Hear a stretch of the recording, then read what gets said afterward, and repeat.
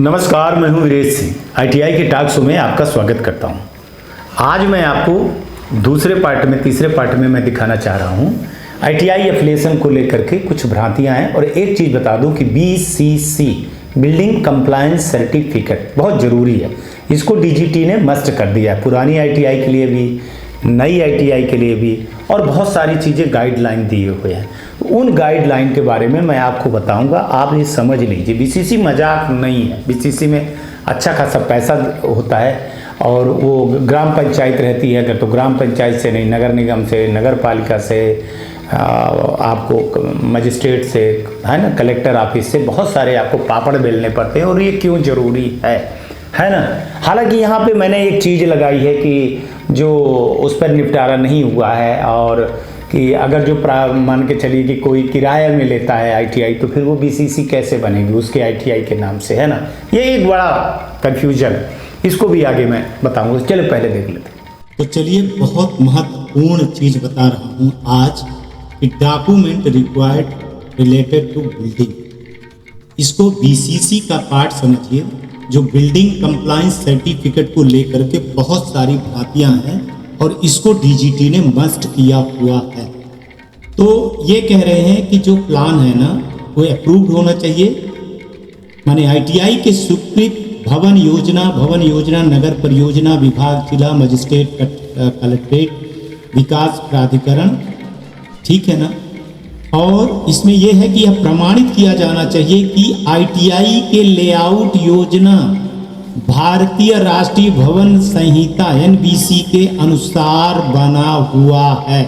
यह आपको प्रमाणीकरण लेना पड़ेगा, लेआउट प्लान।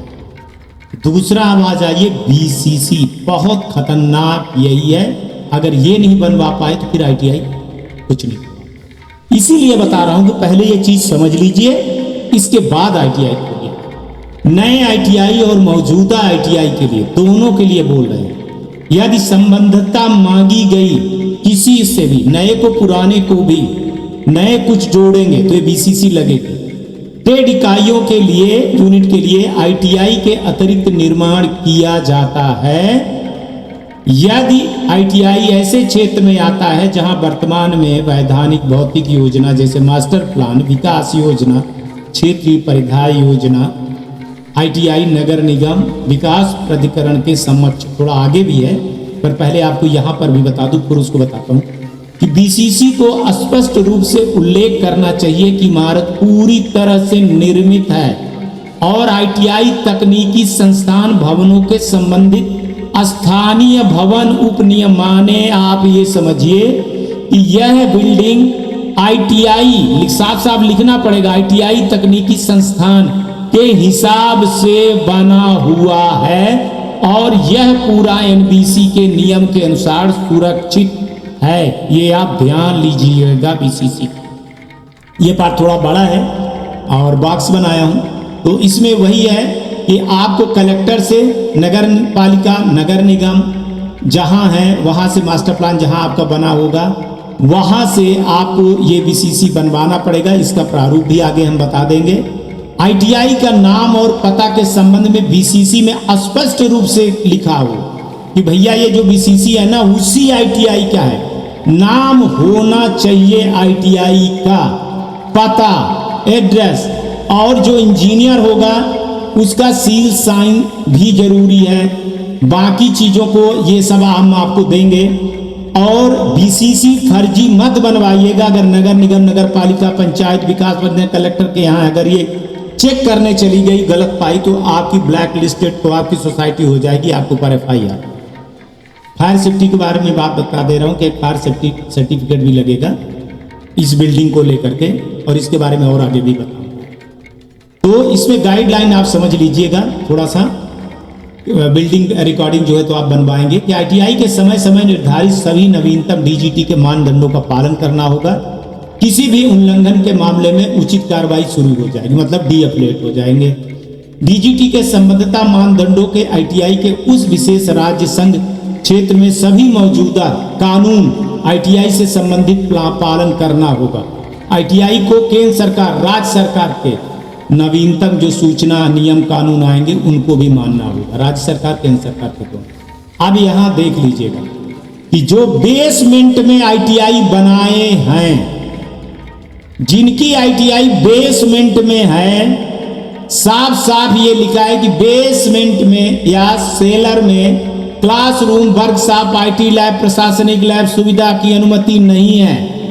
बेसमेंट में, सेलर में, किसी भी इमारत में 1 या 2 से मंजिल के रूप में परिभाषित किया जाए जो कि आंशिक रूप से भूतल के नीचे होती है।